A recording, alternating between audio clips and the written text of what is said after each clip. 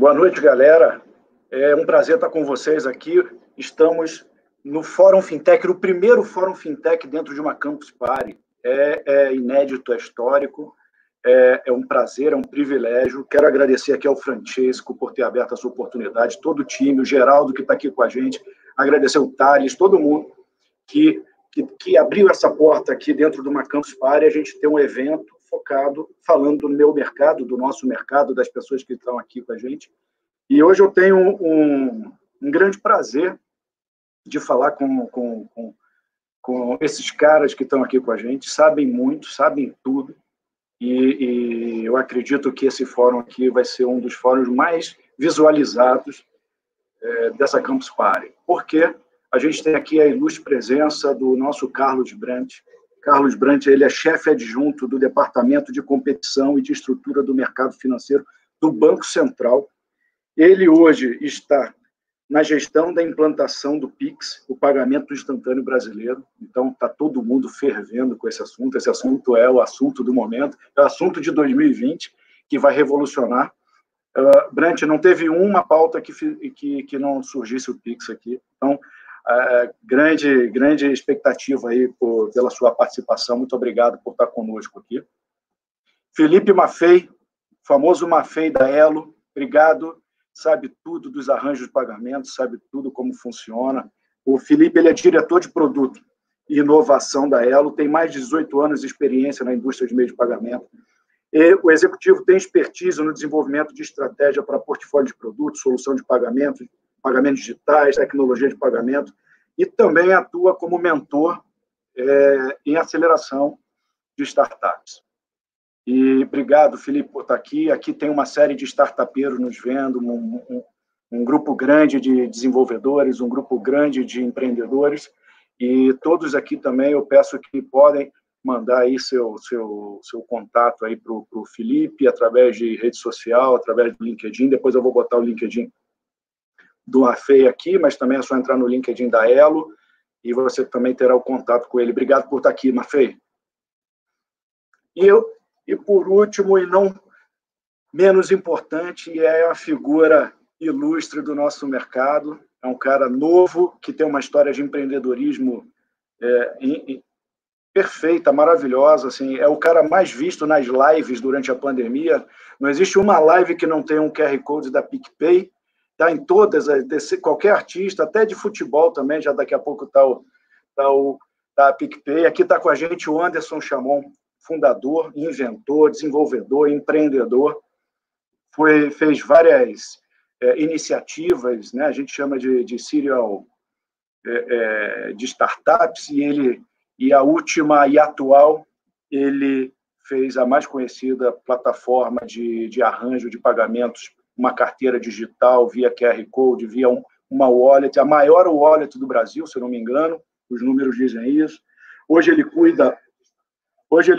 é diretor executivo lá de tecnologia do Growth Hacking, da PicPay, cuida de produtos também, e começou essa startup em 2012. Então, hoje vocês vão conhecer aqui, quem não conhece, quem já conhece vai ter o prazer de rever, o Anderson Chamon. Obrigado por estar aqui com a gente, Anderson.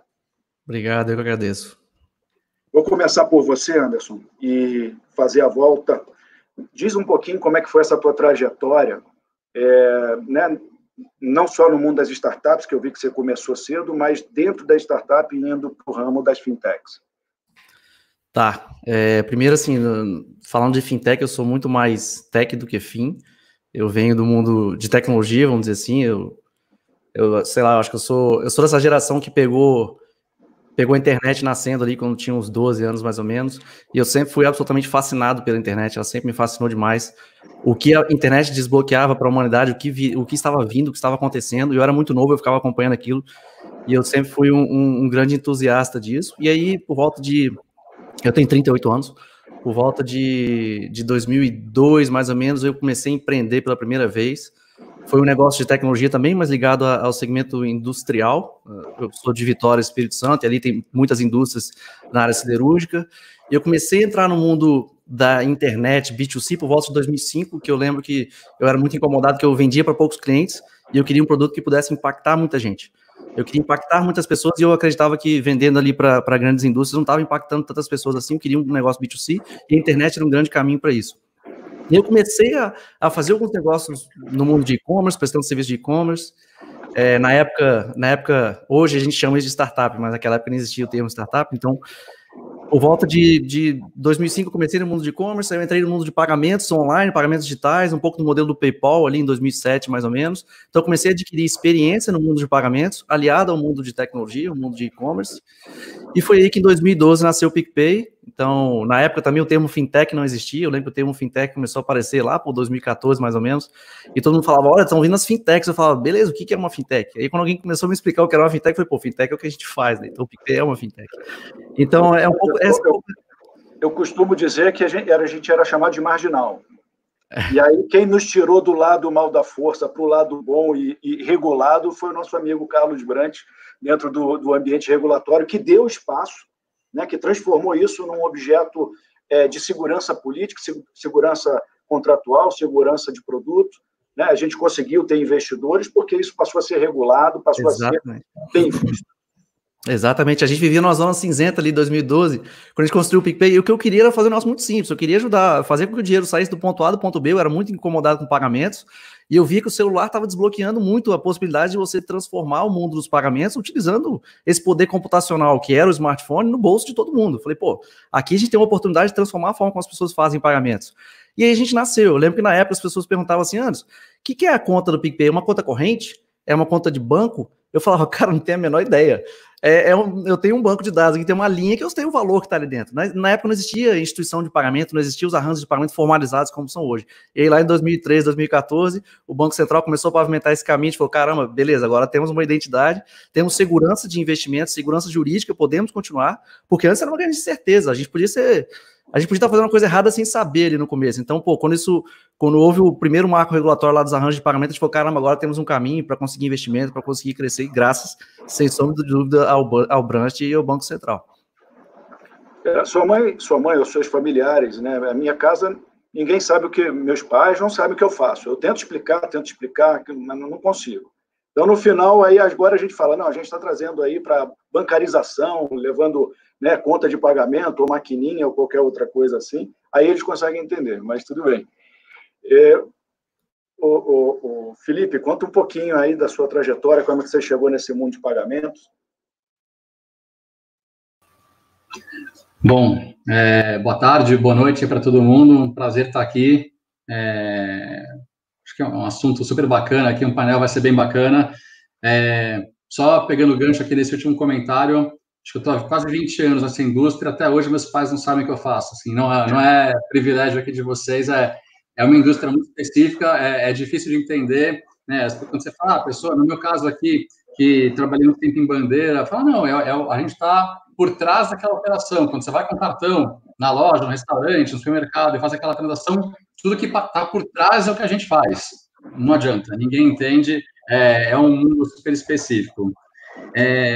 Eu entrei nesse mundo totalmente por acaso, foi um estágio obrigatório na época da faculdade, eu resolvi fazer na Visa, e acabei ficando por 15 anos lá, depois saí, fui fazer algumas aventuras aí, pouco tempo em outros segmentos, empreendimento, fui investidor anjo, algumas coisas um pouco diferentes, e voltei para Payments, é uma indústria que eu sou apaixonado, sempre me conquistou, a gente está sempre desenvolvendo coisas novas, cada ano que passa parece que você não entende nada, porque vem tecnologias novas, regulamentações novas, players de mercado novos, e acho que a gente está num momento extremamente bacana aqui no Brasil, passando por um momento extremamente... aquele que vai ficar para a história, assim, a gente está revolucionando uma série de coisas, a gente como indústria, todo mundo aqui, muito em função do Banco Central, como vocês já colocaram, mas acho que tem muita coisa bacana aqui para a gente construir, conversar, e nesses 20 anos já acho que vivi mais nesses últimos 2, 3 do que nos outros 16, 17, 18 de indústria. Então, prazer estar aqui com vocês. Prazer é todo meu, cara. Prazer é nosso, do público. O nosso objetivo aqui é fazer com que mais pessoas entrem no nosso mercado, sejam contagiados com o que a gente faz. Eu imagino até que, eu não sei quanto tempo o Brant entrou nessa questão, né? O Banco Central regula o mercado financeiro como um todo, e pagamentos era um negócio bastante, né, até bastante fora do radar, e começou a entrar no radar até por motivos que eu considero os motivos muito nobres, e que é você acelerar a competição, acelerar a bancarização, né, dinheiro eletrônico começar a circular com mais facilidade. Mas eu brinco que a gente está numa areia movediça, né, porque quando a gente entra no mercado de pagamento, não consegue sair mais. Você acha que está saindo, mas você já está indo para uma nova vertente do pagamento. Brant, conta um pouquinho da sua história, como é que você chegou. Vamos lá, Lincoln. Bom, primeiro, obrigado aí pelo convite, é um prazer estar aqui com vocês, queria cumprimentar não só... É água, tá? Opa! É água. Bela caneca de água aí, Lincoln. É isso aí. Bom, queria também cumprimentar aí ao Maffei, ao Anderson, um prazer dividir aqui esse espaço com vocês aqui e dialogar sobre esse tema, como vocês falaram, hein? Esse tema bastante apaixonante, né? É quase que aquela picadinha ali, quando você pega ali o vírus do pagamento, ele não sai de você, né? Mas aqui, deixa eu começar aqui, talvez contrariando um pouco vocês aqui, e dizendo para vocês aqui que, no meu caso, a minha família sabe o que eu faço, né? Acho que diferente talvez do contexto de cada um aí que está dividindo aqui o nosso painel, eu tenho aqui talvez o Banco Central no DNA, né? Meu pai era do Banco Central, meu avô era do Banco Central, meu pai trabalhou na área de câmbio e, na época, liderou aí o processo de implantação dos cartões internacionais aqui no Brasil, né? Então, ele já conhece do assunto, conhece do tema. Meu filho, hoje, tenho dois, um de 5, um de 9, o mais novo não sabe nem ler, mas já sabe ler a palavra Pix ali. Na hora que ele lê, ele fala: papai, olha o Pix. Ele coloca aqui no meu escritório aqui um desenhozinho do Banco Central, fala: meu pai está indo para o Banco Central, e já abre, já identifica aqui tudo que a gente faz, já sabe o que é uma instituição de pagamento, já sabe como é que faz uma transferência ali eletrônica. A mesada ele não recebe, obviamente, não recebe em dinheiro, recebe ali numa conta que ele tem. Tivemos um problema aí, uma queda aí do Brant. Será que ele consegue voltar? Pessoal, então eu vou fazer enquanto ele não volta, vou fazer aqui, eu contar um pouquinho de mim, né? Eu sou o Lincoln Rocha. Acho que eu vou... Voltou, que bom. Pela questão de conectividade aqui. Sabe por que você caiu, né? Você não falou que a conta do teu filho nem era PicPay e nem era bandeirada ela, né? Então, não pode. Essa informação aqui não dá para abrir, tá? O importante é que ele faz pagamentos eletrônicos, que ele já está no mundo digital, enfim, isso é o que mais importa aqui para a nossa conversa aqui hoje. Mas, enfim, estou aí nesse mundo de pagamentos desde que eu entrei no Banco Central, né, há 18 anos. A gente começa ali olhando para os pagamentos de maior valor, ali com a reestruturação do sistema de pagamentos brasileiro. Então, participei ali da implantação do STR, com a primeira regulação ali do nosso instrumento rápido, que até hoje está aqui com a gente, que é a TED, né? Então, a gente, desde 2002, tendo esse instrumento bastante, quase instantâneo, né? Ainda hoje, nos padrões atuais, não mais considerado tão instantâneo assim, e com algumas lacunas aí, mas, enfim, na época era o que tinha de mais moderno. E continuamos aí o estudo da parte de pagamentos, e não só de pagamento de grandes valores, mas pagamentos de varejo também, ainda sem ter o mandato legal que veio com o marco legal ali de 2013, né, com a Lei 12.865, mas já vimos estudando bastante aí essa dinâmica dos pagamentos de varejo, e isso veio numa crescente até a Lei 12.865, que, como o Anderson colocou, aí pavimentou esse caminho até o ponto que a gente está hoje, né, até o ponto de termos aí instituições de pagamento com uma base legal e regulatória sólida e estável, né, permitindo aí o surgimento de diversas empresas com investimentos, com segurança para os usuários, né, para os usuários de pagamento, enfim, a gente teve um caminho bem interessante ali de 2013 para cá, e de lá para cá, a partir do marco legal, também começamos de uma forma um pouco mais intensa a olhar para os pagamentos instantâneos, olhar para o que estava acontecendo ali de tendências no mundo, e desde 2014, nós, do Banco Central, já colocávamos nas nossas políticas, né, quem acompanhou aí sabe disso, talvez para alguns tenha passado um pouco desapercebido, mas desde 2014, nos nossos documentos de política, a gente já sinalizava que teríamos um ecossistema de pagamentos instantâneos no país. 2014 foi feita essa declaração de política, 2015, 2016 também, ou seja, foram 3 anos seguidos sinalizando para o mercado esse caminho, preparando aí deixando todos cientes de que o regulador estava indicando ali que na jurisdição brasileira, no nosso país, precisávamos, então, de um pagamento com essas características, e a gente explora um pouco mais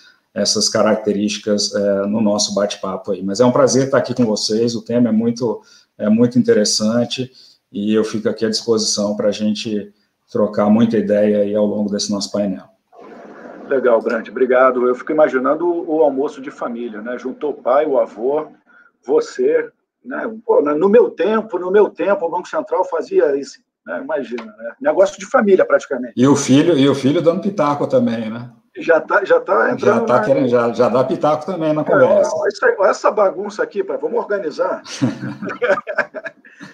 Pessoal, eu sou o Lincoln Rocha, o meu trabalho hoje, ele está intrinsecamente ligado no desenvolvimento de novas fintechs, né? A Celera é uma aceleradora, é uma enabler de fintechs, seja em pagamento, seja em conta, seja um wallet. Sou parceiro da Elo. Temos aí algumas parcerias acontecendo lá com o PicPay e com outros bancos. O nosso papel é facilitar a linguagem entre o empreendedor ou entre as ideias.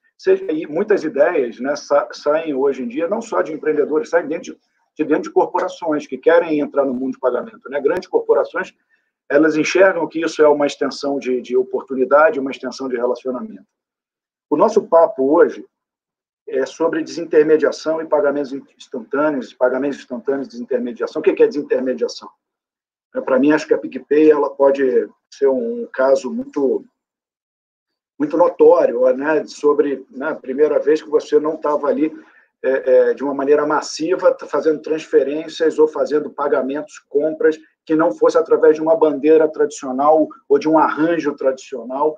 Para quem está nos ouvindo aqui e não conhece o arranjo, nada mais é do que as bandeiras conhecidas como Visa, Elo, Mastercard, Amex, que elas foram batizadas, a nomenclatura muito feliz do Banco Central, chamar de arranjo, porque ela realmente é um arranjo por si só. Ela conseguiu, antes de ser regulado no Brasil, não sei em outros países, mas ela conseguiu trazer uma segurança financeira e de dados e de proteção de informação e de garantias desde a década de 50 até hoje. Não conheço o caso que as bandeiras tenham falhado. Por quê? Porque seus arranjos foram muito bem organizados, muito bem feitos, né? Bancos quebraram em inúmeros países, passamos por várias crises, bancos no Brasil, bancos fora do Brasil, países quebraram e as bandeiras não quebraram, né? Então, acho que essa pegada do que está por trás do pagamento, né? É muito comum a gente falar do pagamento, hoje a ponta do iceberg é muito notória, né? QR Code, contactless, chip, a revolução do chip, né, 10 anos atrás, e o mobile que entrou, que está substituindo, agora a biometria. Para mim, né, isso é um elemento forte, um elemento importante, é um elemento de usabilidade, de prevenção, mas para mim ele é uma ponta do iceberg, né? Por trás desse iceberg que ninguém enxerga, que as pessoas que não são do nosso mercado não enxergam, como é que esse dinheiro sai do ponto A e vai para o ponto B? Como é que é essa logística desse dinheiro? Saiu um caminhão forte, um carro forte, saiu um TED de um lugar para o outro. Como é que isso foi feito? Em quanto tempo? Em qual custo? Em qual infraestrutura? Né? Quem são as pessoas que estão por trás disso tudo regulando? Mas se fulano não pagar, a pergunta mais comum aí, e o Felipe deve passar por isso, né? Mas se eu não pagar o meu cartão de crédito, será que o adquirente vai receber? Né? Essa questão foi muito bem amarrada pelos arranjos. E o arranjo ele resolveu não só a questão da usabilidade, mas a logística do dinheiro e a segurança, a garantia que o dinheiro, se eu abrir minha padaria, se eu receber qualquer cartão que eu conheça, a bandeira, né, e ela traz essa credibilidade, se eu recebo um cartão da Elo, eu tenho certeza que esse dinheiro vai chegar na minha conta que eu escolhi para receber no dia seguinte. Pelo menos essa certeza, ela não pode ser colocada em xeque, em hipótese nenhuma, né, porque isso foi a escola, né, dos arranjos de pagamento. Então, a nossa discussão hoje vai se dar em torno disso. Eu vou começar pelo Felipe. Felipe, o que você conhece, o que você pode ensinar, o que você pode falar da relevância, né, da importância dos arranjos de pagamento, inclusive a Elo, e o que isso representa para nós aqui? Bacana. Acho que você até fez uma excelente introdução, né? Se a gente pensar que as tais bandeiras, né, como a gente conhece, antes de chamar de arranjos aqui no Brasil há alguns anos, elas surgiram nos anos 50, 60 nos Estados Unidos. Óbvio que desde então vem passando por uma série de evoluções tecnológicas, né, e de padronizações, mas independente se eu vou chamar de arranjo, que é a nomenclatura criada pelo Banco Central, como você comentou, há 5, 6 anos, e aí tem os arranjos abertos, como são esses exemplos que você deu, os arranjos fechados, tem uma série de especificidades aqui no nosso mercado, mas quando você olha, e aí vou me permitir aqui chamar das grandes bandeiras, né, dos arranjos abertos, o mercado como a gente conhece hoje e o quanto meios de pagamento eletrônicos avançaram pelo mundo e pelo Brasil, desde lá da década de 50, 60, quando isso aí começou, é fantástico, né? Sem querer trazer números de fora, mas olhando só para o Brasil, 40% do consumo interno brasileiro é feito com meios de pagamento eletrônicos. E aí, basicamente, a gente está falando de cartões nas mais variadas modalidades. Você mesmo colocou se é o cartão presente, se é o mobile, se é o e-commerce, se é QR Code, não sei o quê. Mas a indústria de pagamentos eletrônicos responde por 40% do consumo aqui no Brasil. Isso não é pouco. Óbvio que tem países mais desenvolvidos que já chegaram a 60%, 70%, 80%, mas a gente já tem um patamar extremamente relevante, é um dos mercados mais avançados no mundo. Então, certamente, né, o papel das bandeiras, o papel dos arranjos foi fundamental nisso. Quando a gente olha, né, e quando a gente brinca aqui, que nossos pais não entendem o que a gente faz, mas você deu alguns exemplos de pontos importantes, de garantias, né, como é que eu conecto? Imagina, eu vou pegar os números da Elo, que são números que eu estou familiarizado, mas a gente pode multiplicar isso daqui por X, pensando em Brasil como um todo, olhando as outras bandeiras, os outros arranjos, e multiplicar por um número infinitamente maior olhando para o mundo. Mas a gente está falando, só no mundo Elo, 135 milhões de clientes que têm algum, né, um plástico, um celular, algum device para fazer uma compra, transacionando em mais de 40 milhões de estabelecimentos pelo mundo. Como é que eu conecto isso? Como é que eu garanto que, né, eu, em qualquer lugar do mundo, num terminal, faço uma compra com cartão de crédito, débito, pré-pago, qualquer tipo de solução, e naquela fração de segundos, a transação seja roteada por os vários players da cadeia e ela seja autorizada ou negada naquela fração de segundos e você já consegue finalizar aquela transação. É esse backstage aqui, é esse mundo por trás que as bandeiras, ou as redes, ou os arranjos construíram ao longo dessas décadas e que criaram uma escala absurdamente grande, né, de pagamentos pelo mundo. Hoje, um cliente no Brasil tem praticamente a mesma experiência de consumo em qualquer lugar do mundo que ele viajar. vice-versa, um cliente estrangeiro que venha transacionar no Brasil tem praticamente a mesma experiência. Então, além dos pontos que a gente já colocou, toda uma padronização, toda uma questão de segurança, de tecnologia, de marca, como é que eu conecto esse universo gigantesco, é mérito principalmente aqui. É óbvio que não é mérito exclusivamente dos arranjos, você tem os emissores de um lado, você tem os credenciadores de outro, você tem uma série de outros players que foram sendo incorporados nessa cadeia de pagamentos ao longo dos tempos, né? Mais recentemente aqui, N startups, N fintechs, gateways, subcredenciadores, realmente um ecossistema extremamente robusto, extremamente rico em players, e agora, essa construção toda e esse avanço todo é, em grande parte, mérito desses arranjos. E se eu puder colocar Elo na jogada aqui, né, se a gente olhar o mercado já extremamente consolidado, né, falando aqui das grandes internacionais, que já vinham dominando o Brasil desde sempre, então com Visa, Master, Amex, Diners, há 9 anos, alguns bancos, né, Banco do Brasil, Bradesco e Caixa, resolveram criar uma bandeira nacional. Então, para quem não sabe, a Elo é uma empresa 100% nacional, e nesses 9 anos a gente veio realmente para chacoalhar o mercado. Não é para ser mais um, a gente veio realmente para ter uma participação extremamente relevante, ser um arranjo extremamente atuante. Hoje a gente já é o segundo maior aqui no Brasil em termos de cartões de débito ativos. Eu sou muito otimista e eu tenho plena convicção que esse ano a gente deve virar o primeiro. Então, mais uma vez, a gente veio para realmente dar uma chacoalhada, brigar com os gigantes globais, brigar realmente de frente com todos os players desse mercado. Tem muito chão pela frente. A gente se posiciona como uma empresa extremamente ágil, agressiva, no sentido de ambiciosa no mercado, flexível, próxima, né, por conhecer é uma empresa extremamente, né, e totalmente voltada para o mercado brasileiro, por conhecer as necessidades do mercado brasileiro. Então, acho que a gente vem para ser um arranjo aqui no Brasil extremamente relevante, extremamente ambicioso e que tem um futuro bem bacana pela frente.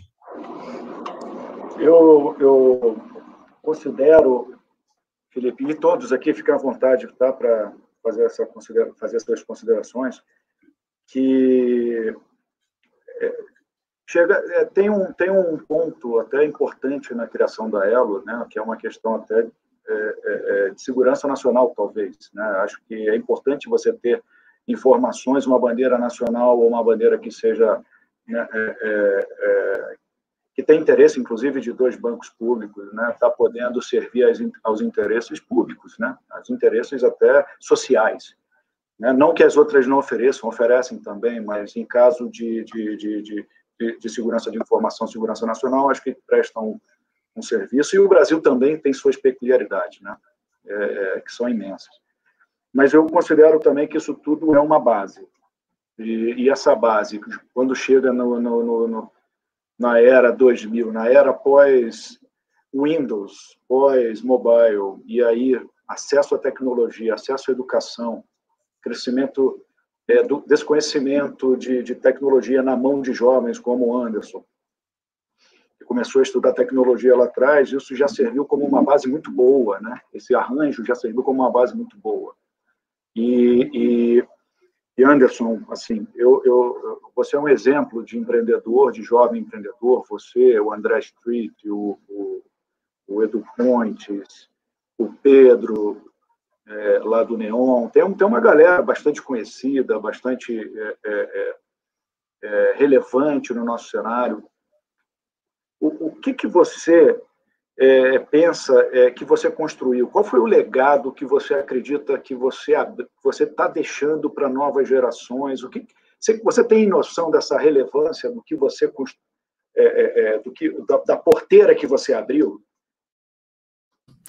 Não tenho. Eu não fico refletindo muito sobre isso. Eu acho que tem muita coisa, tem tanta coisa para construir ainda que eu não acho que não. A resposta eu não tenho noção. Mas eu acho que, falando de legado, assim, tentando falar um pouquinho da minha geração de empreendedores, como eu falei, eu vim da transição, né? Eu peguei a transição da internet ali nascendo. Então, se for olhar essa geração de empreendedores versus a geração passada, vamos dizer assim, a gente tem acesso agora a muito mais tecnologia. Então, os negócios hoje eles podem ser muito mais digitalizáveis.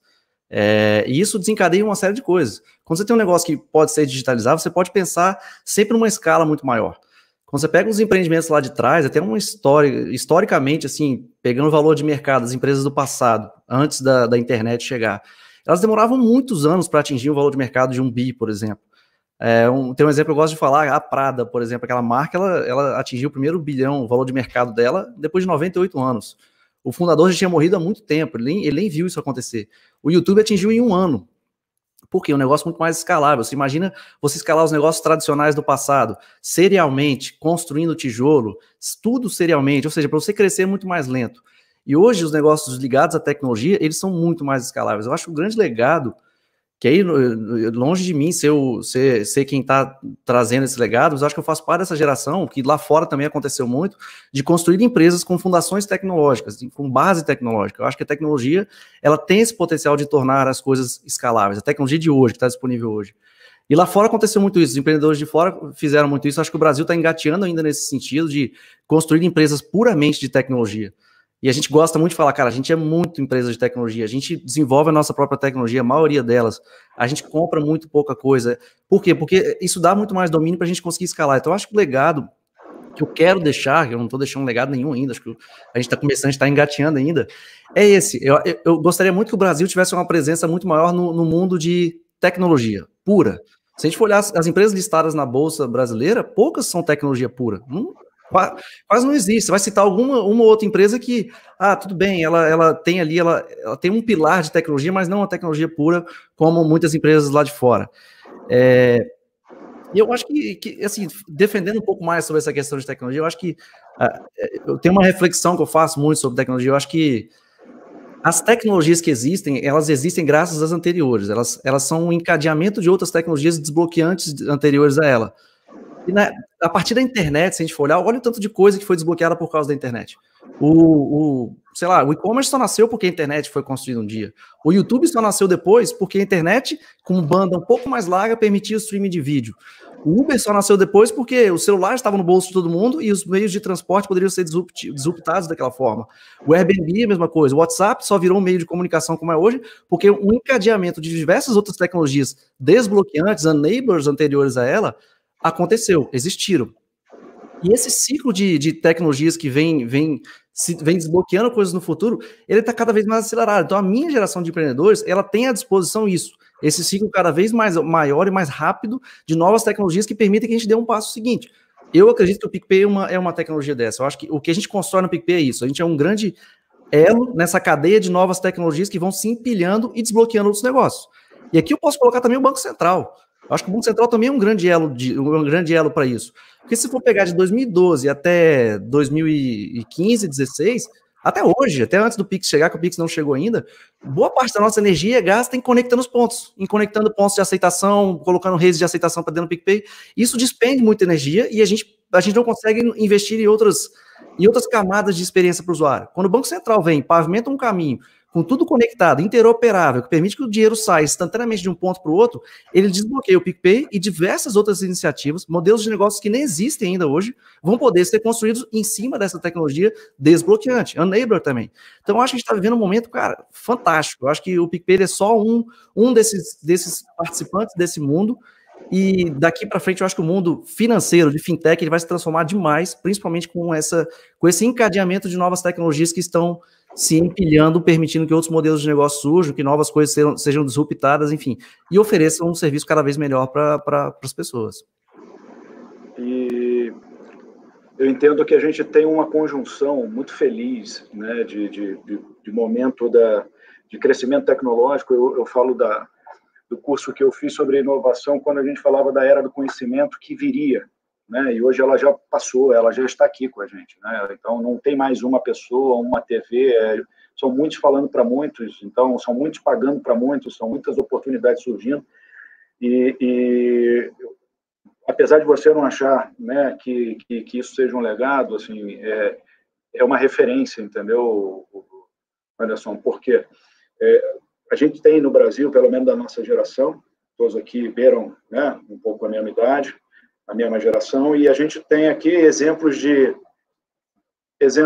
futebol, exemplos de atleta, que é muito bom, que é muito rico, das artes, mas do empreendedorismo a gente tinha essa carência, né? Tinha os grandes empreendedores da década de 80, 90, os grandes banqueiros, mas os empreendedores modernos, jovens, que você pode sair da sua casa, como foi o exemplo nos Estados Unidos, no mundo de Bill Gates, enfim, de outros que fizeram da garagem, vocês fizeram isso, nós estamos fazendo isso, então, assim, isso é muito legal. E trazendo aqui um pouquinho para a minha história, eu mudei minha trajetória profissional em 2009 para 2010, quando o CAD e o Banco Central começaram a mexer e falar, não, a gente tem que agora fazer com que a maquininha não seja um problema, e sim uma solução, tem que ser... tem que ter multi-operabilidade, ela precisa ter concorrência, e aí a gente chega agora num momento que tem o Pix, né? Olha, começou em 2009 para 2010, depois 2012 já vem a permissão das moedas digitais, aí depois os arranjos de pagamento, e depois SCD, peer-to-peer. Cara, e assim, primeiro, parabéns, Carlos, você e toda a equipe, você e a estrutura do Bacen, e o que o povo aqui quer saber, já tem milhões de perguntas, eu vou botar uma na tela enquanto você fala. O que é o Pix? O Pix é um novo produto, ele é a evolução desse conceito que você já tinha falado, que já tem uma agenda, né? Uma agenda positiva de competição, de bancarização, de multioperabilidade. Mas explica para a gente o que é o Pix. E a segunda pergunta é, para o Banco Central, o que vai ser considerado, daqui a 1 ano, daqui a 2 anos, você vai falar, o Pix é um sucesso. Para vocês falarem isso, o Pix é um sucesso, o que tem que ter acontecido, né, depois desse lançamento?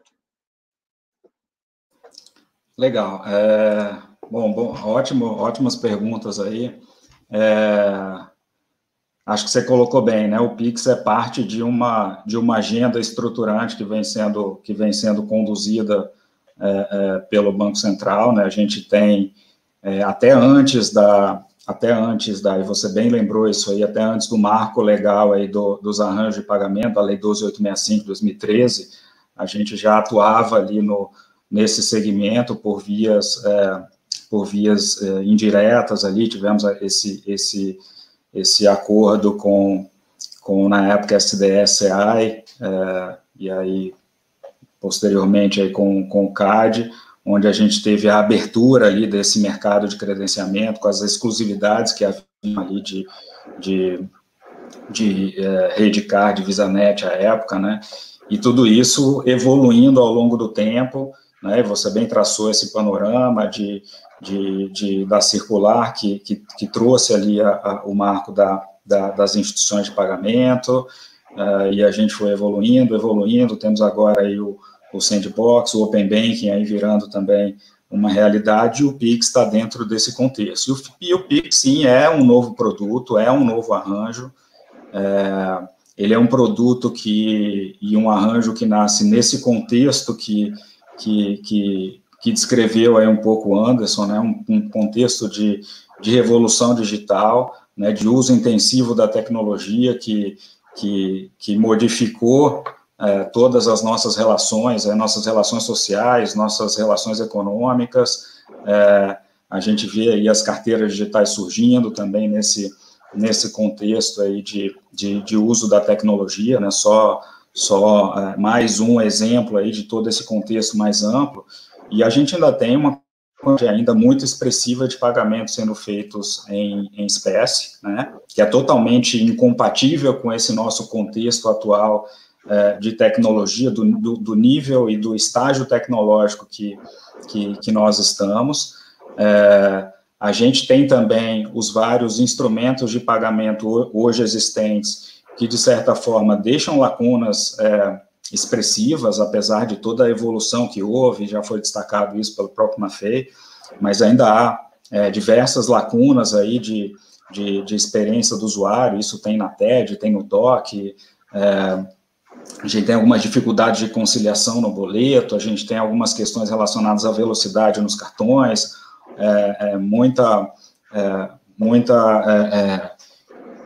muita percepção da sociedade de que a gente tem um custo relativamente elevado com os pagamentos feitos com cartões. Então, assim, a gente tem um contexto ali que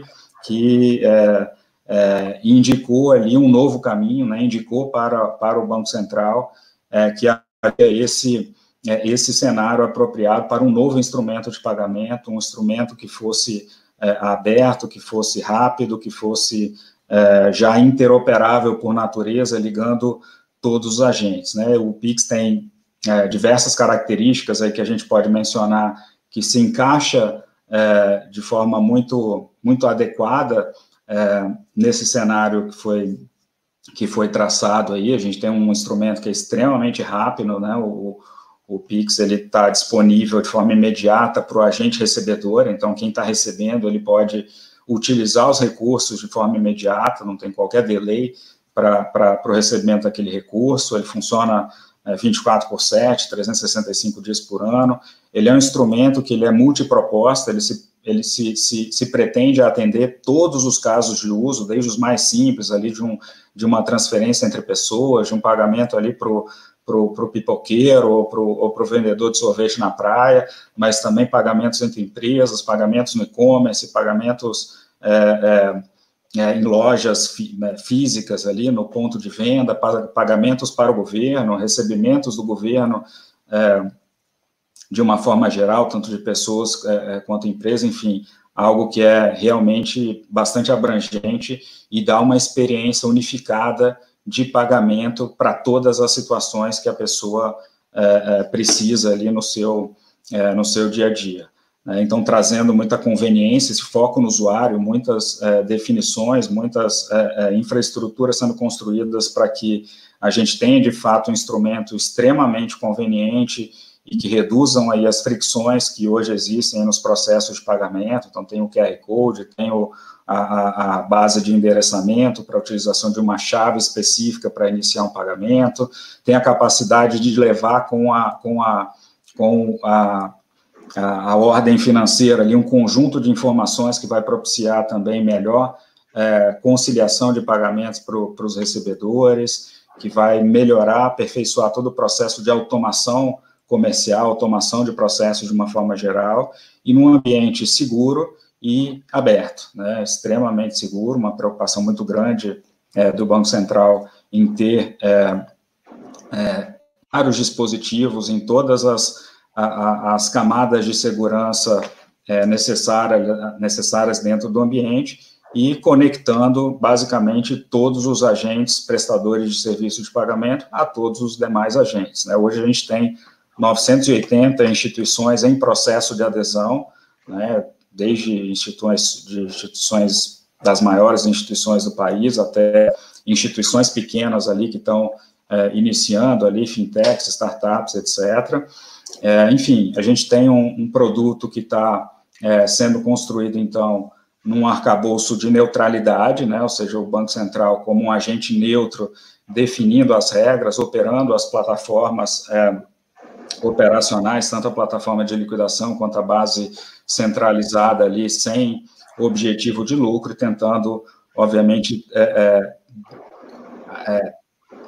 conceder esse acesso da forma mais abrangente e democrática possível, né? Isso traz um cenário de competição muito interessante, né? A gente tem aí o Pix dentro da agenda estratégica do Banco Central no pilar de competitividade. Isso já dá um pouco da pista do que está por trás também dessa iniciativa do Banco Central, e está alocado também dentro do Departamento de Competição e de Estrutura do Mercado, né? Então é mais outro ponto de indicação aí que fazer e construir um ambiente competitivo e que a gente colha os benefícios dessa competição é sim um objetivo, e é um objetivo público que está sendo perseguido pelo Banco Central, né? A gente tem uma melhor formação de preço, a gente tem um ambiente propício à inovação, enfim, eu acho que nesse contexto surge, então, um novo produto, um novo arranjo. Acho que o Anderson já mencionou há pouco aí, a gente teve também o Gueitiro, né, o CEO da PicPay, no nosso evento lá no Conexão Pix há 3 dias atrás, e ele mencionava exatamente o que o Anderson colocou, né, que 80% do tempo, da energia gasta pela PicPay é justamente tentando conectar aquele arranjo fechado ali da PicPay aos vários outros pontos ali em que os clientes precisam fazer o dinheiro chegar, né? Então, é uma energia muito grande gasta por uma questão de deficiência de interoperabilidade, né? Então, a gente traz essa interoperabilidade ligando a todos e fazendo um produto totalmente aberto por natureza. O Pix, não tenho a menor dúvida, ele vai ser uma revolução, ele vai alterar toda a dinâmica de mercado, e acho que os agentes estão percebendo isso, estão se adaptando, estão se ajustando, estão inovando, estão trazendo aí para a mesa aí já os seus posicionamentos ajustados desse cenário de revolução. A gente tem uma percepção de que para os novos agentes, e aí isso já foi colocado pelo próprio Anderson, né, a facilidade que a gente tem dessa interconexão com todos os demais prestadores de serviço de pagamento facilita demais a entrada de agentes novos no mercado, inclusive instituições de pagamento não reguladas, né, por intermédio da participação direta que a gente tem hoje no Pix, com algumas regras de segurança para que esses agentes não tenham ou não causem nenhum distúrbio no ecossistema, não tragam nenhum risco ao ecossistema Pix, mas de uma forma bastante facilitada a entrada desses novos agentes. Os agentes tradicionais, eles têm já a percepção de uma redução expressiva com o custo de numerário, né, pela característica que o Pix tem de fazer com que, ou de induzir a que aqueles pagamentos que hoje são feitos em espécie passem a ser feitos de forma eletrônica. Então, isso traz uma redução de custo também para esses agentes maiores, possibilita que esses agentes também construam produtos e serviços agregados e em cima do chassi do Pix. Então, já tem essa percepção por esses agentes tradicionais de um valor enorme que o Pix pode agregar para eles também. O varejo com bastante possibilidades aí de inovações, com fim da fila, remoção dos caixas ali para aproveitar aquele espaço de caixa para expor seu produto, para efetivamente fazer negócio, né? Se a gente pensar aí que, em alguns casos, aí 20%, 30% do espaço da loja é destinado ali a um caixa, a um checkout, né? A gente tem uma possibilidade muito grande que o próprio varejo mude a sua jornada toda na loja, e não só a jornada de pagamento. A gente tem também o benefício para os bancarizados, o benefício para o governo, que pode dar uma melhor experiência para o cidadão, e o Tesouro Nacional já entra agora, a partir de novembro, recolhendo taxas federais por meio do Pix. Tem vários produtos também sendo construídos com agendamento, com saque na rede de varejo, uma agenda evolutiva já programada para os próximos anos. Enfim, não tem a menor dúvida que temos uma revolução aí a caminho, em andamento. Os agentes estão já se movimentando bastante. Aqui do Banco Central, muito interessante ver a movimentação e a percepção do mercado, que sim, tem isso. E se a gente vê, e aí, fechando aqui na tua pergunta, né, o que seria um sucesso? Se a gente olhar para o mercado, ver que tivemos um aumento da quantidade de pagamentos que são feitos de forma eletrônica, tivemos aí uma redução de custos para os agentes de uma forma geral, e um nível de competição, uma entrada facilitada aí de novos agentes, e isso agregando serviço, inovações e facilidades para pagadores e recebedores, isso para a gente vai ser, sem dúvida, já considerado um sucesso. Carlos, e o mercado está muito animado, está todo mundo, e o que eu vejo, né, voltando para o meu cenário há 10 anos atrás, eu vi uma oportunidade na interoperabilidade, multioperabilidade das maquininhas. Hoje a gente tem aí um mercado gigantesco de oportunidades para quem quiser entrar no... E eu convido você que está nos assistindo a conhecer o Pix, a entrar no Pix e, quem sabe, você desenvolver, através do Pix, uma nova PicPay, uma nova oportunidade. Agradecer demais a todos aqui. Eu vou terminar agora nosso tempo. Infelizmente, eu tenho inúmeras perguntas aqui. Eu já esperava que seria, né? A gente só está com estrelas aqui do nosso mercado. Mandar agradecer ao Rodrigo, ao Henrique, ao Luciano Mainardi, a galera que está aqui assistindo, mandando pergunta. Eu vou encerrar com uma última pergunta e eu peço que vocês respondam brevemente essa provocação. Pedi a Valéria para colocar essa pergunta e o Geraldo, coloca a última pergunta. Eu vou emendar 2 perguntas em uma, vocês respondem, façam suas considerações finais. Quem quiser aqui, por favor, entre nos LinkedIn de cada um aqui, nas redes sociais, ou mande um e-mail para inovação@redeseller.com.br, que a gente vai responder cada pergunta e vai endereçar para cada um aqui. Tá bom?